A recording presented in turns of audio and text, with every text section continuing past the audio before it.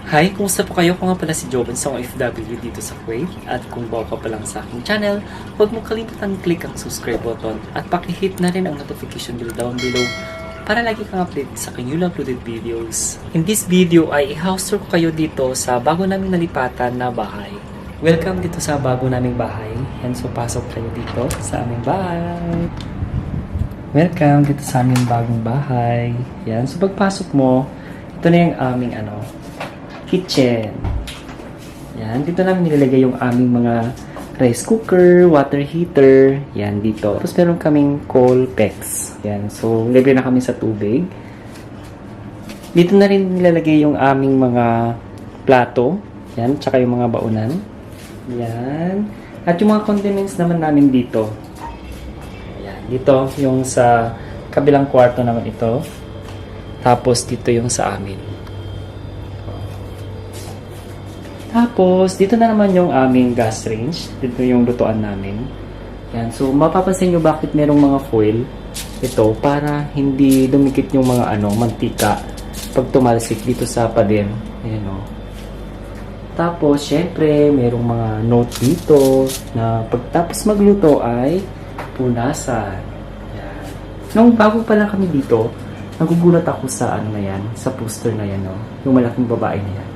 Pero ngayon, nasanay na ako na nakikita yan. Kasi almost 1 month na rin kami dito na nakatira. Tapos, meron kayong maliit na table dyan. Diyan na rin kami kumakain. Yan. Tapos, ito yung ref ng aming flat owner.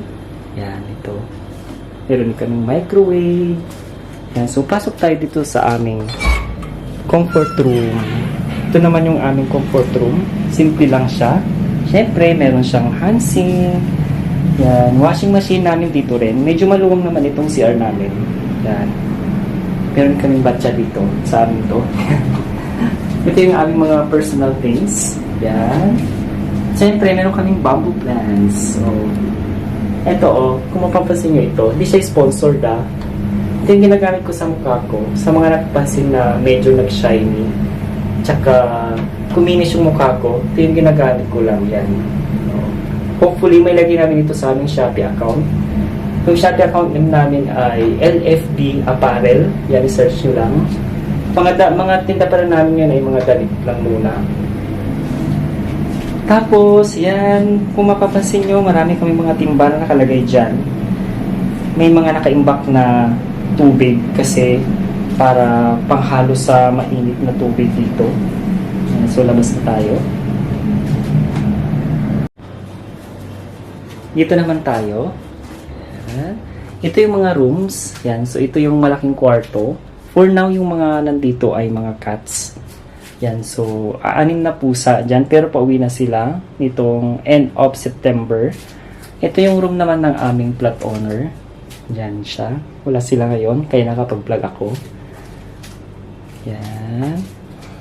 Tapos, dito yung isang maliit na kwarto naman, sa katrabaho namin ito. Yan, na-recruit namin. Diyan. Hindi ko namin papasilip kasi nakasara.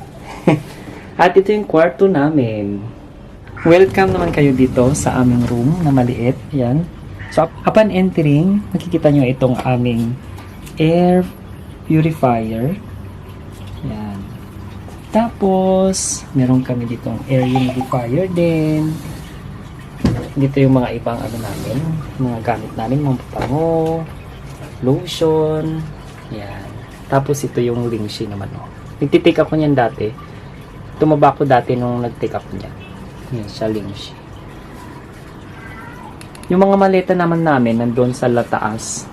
Yan, dyan namin nilagay. Kasi, medyo may kalitan itong room na namin ngayon.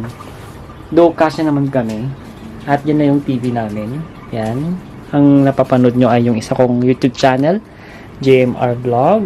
Siyempre, lipat natin sa ating channel na Joven Reyes Vlog. Ay, so sa mga hindi pa nakasubscribe sa aking second account, yan, JMR Vlog.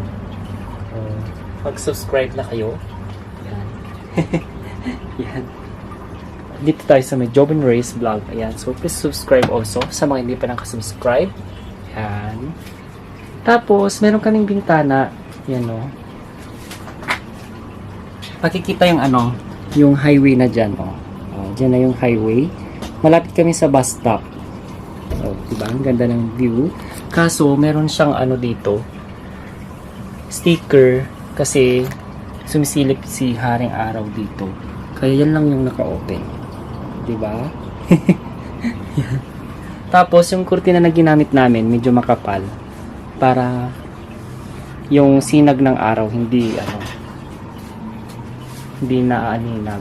Yan. So, syempre, nandito yung mga picture ng aming mga alagang pusa. Ayan. Sa mga nakapanood noon sa aking mga vlog, ayan, ito pa rin sila, yung mga pictures nila. Ayan.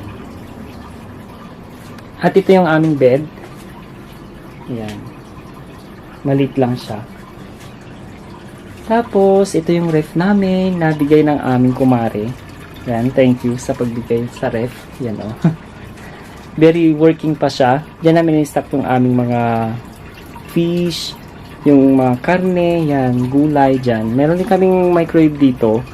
Kaso, hindi namin ginagamit kasi meron naman sa labas. At dito, meron kaming bread toaster. Bigay din yan. Yan, thank you very much. At ito, ginawa naming sampayan dyan. Kasi, malit lang yung aming cabinet. Ito na lang yung aming yung parang sa Orocan. Ayan o. Ayan. Ito na lang yung aming ginawang cabinet. O. Yan na yung aming mga damit. Tapos, yung iba doon na lang sa sampay. Ayan o. Ayan. Tapos, itong orasan na to, ang ganda. Working pa siya. Napulot ko ito sa pagda-dumpster ko doon sa may Friday Market. Ayan. Tapos, meron kaming lamesa na minsan lang din nagagamit. Ayan. Mapapansin nyo, bayrong higaan ng pusa. Ayan. Oo, meron pa kaming pusa. Soon, ipapakilala ko sa inyo. Pero, hindi na sila marami. Ayan, abangan nyo sa aking YouTube channel. Tapos, ito, shout out sa mga mahilig din sa mga sabit-sabit. Ayan, marami kaming sabit-sabit dito. Yung mga, dito lang sinasabit yung mga pants, mga belt, bags, ayan. At yung litter box naman, dito na namin nilagay sa pinakailalim ng itong metal na cabinet na yan. Cabinet pala to, tapos tinanggal lang namin yung yung pintuan niya. Ginawa namin ganyan parang entertainment unit. Ayan. Dito na yung litter box nila. Yan, so abangan nyo yung yung pagpapakilala ko sa bago naming pusa dito sa Kuwait. I hope na nag-enjoy kayo sa house tour natin for today's video.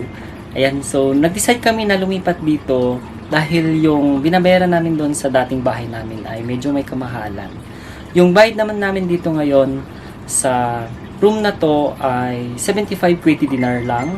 Halos kalahati ng binabayaran namin doon sa dati naming bahay. Diba, nakatipid kami. At yung natipid namin na yun ay pandagdag na lang sa allowance ng aming mga alagang pusa sa Pilipinas. Nag-decide kami na lumipat dito sa mas maliit na kwarto dahil wala naman na yung mga pusa namin nasa Pilipinas na. Sa mga hindi pa nakapanood sa pag-uwi namin sa mga 18 naming pusa at yung 3 pa naming pusa na natira dito sa Kuwait ay i-browse nyo lang sa aking YouTube channel para mapanood nyo. At dito pala sa lugar namin, dito sa Salmiya, ay medyo may kamahalan yung upa sa mga apartment dito. Kaya ito na lang yung napili namin, itong very typical ng para sa mga OFW. Compare kasi doon sa medyo malalayong lugar, tulad ng Mabula, Farwania, Jara, medyo mas mura yung bayad sa bahay doon. At sa mga gustong bumili ng oversized t-shirt, 100% cotton at expandex ay mag-open na yung aming bagong Shopee account this August 28. Ayan, so paki-follow na rin LFB Apparel. Ayan, so ito yung yung mga bibenta naming mga t-shirts. At yan lang yung ating video for today. I hope na nag-enjoy kayo sa video na ito. If you want more video like this, please comment down below para makagawa ulit ako ng panibagong video. At sa mga naghahanap ng mga produkto para sa kanilang mga alagang pusa at aso, ay bisitahin nyo lang ang aming Shopee account, Lovely Fur 20. So nagtitinda kami ng mga food supplement, vitamins para sa mga pusa, magandang klase ng cat litter, at mga shampoo. I hope na nagustuhan mo itong video na ito. Kung bago ka pa lang sa aking channel, huwag mong kalimutang i-click ang subscribe button at pakihit na rin ang notification bell down below para lagi kang updated sa mga new uploaded videos. I hope you enjoy this day. Stay humble and be kind. See you next vlog. Bye!